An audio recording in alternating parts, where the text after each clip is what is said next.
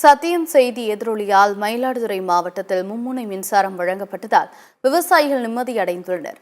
Kaveri delta மாவட்டமான மயிலாடுதுறை மாவட்டத்தில் மும்முனை மின்சாரம் தினமும் 15 மணி நேரம் வழங்கப்பட்ட நிலையில் நாடாளுமன்ற தேர்தலுக்கு பின்னர் அவை 3 மணி நேரமாக குறைக்கப்பட்டது.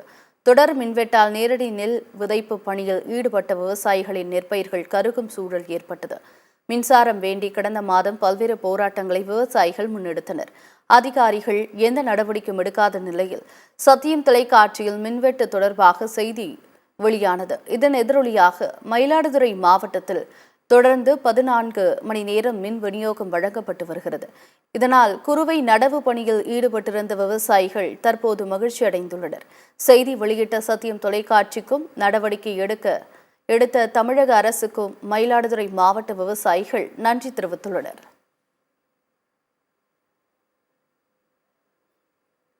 டெல்டா பகுதியில் இப்போ எங்களுக்கு முன்முனை மின்சாரம் பயங்கர தட்டுப்பாடாக இருந்ததுங்க.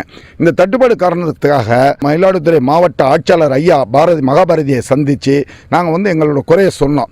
அதுக்கு அவர் உடனே பார்த்து ஏற்பாடு பண்ணுறேன்னு சொல்லிட்டு விட்டாங்க. திருப்பி மீண்டும் நாங்கள் போய் குறைய சொன்னோம். அது ஒன்றும் தீர்வு காணல. தீர்வு காணாத பிறகு தான் சத்தியம் டிவிக்கு நாங்கள் அழைப்பு கொடுத்துருந்தோம். சத்தியம் டிவி உடனடியே வந்திருந்தாங்க. எங்களுடைய நடுவில் நாற்றுலாம் காஞ்சி போனது எல்லாத்தையுமே பார்த்தாங்க.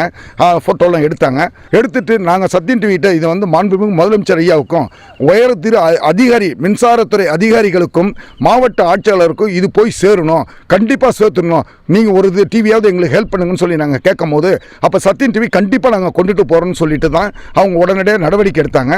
இன்னைக்கு முன்முனை மின்சாரம் கிடைச்சதுக்கு முதலாக எனக்கு சத்தியம் டிவி தான். இன்னைக்கு நடு நட்டு தண்ணி நாங்கள் எல்லாம் விவசாயிகள் எல்லாருமே மகிழ்ச்சியாக இருக்கோம்.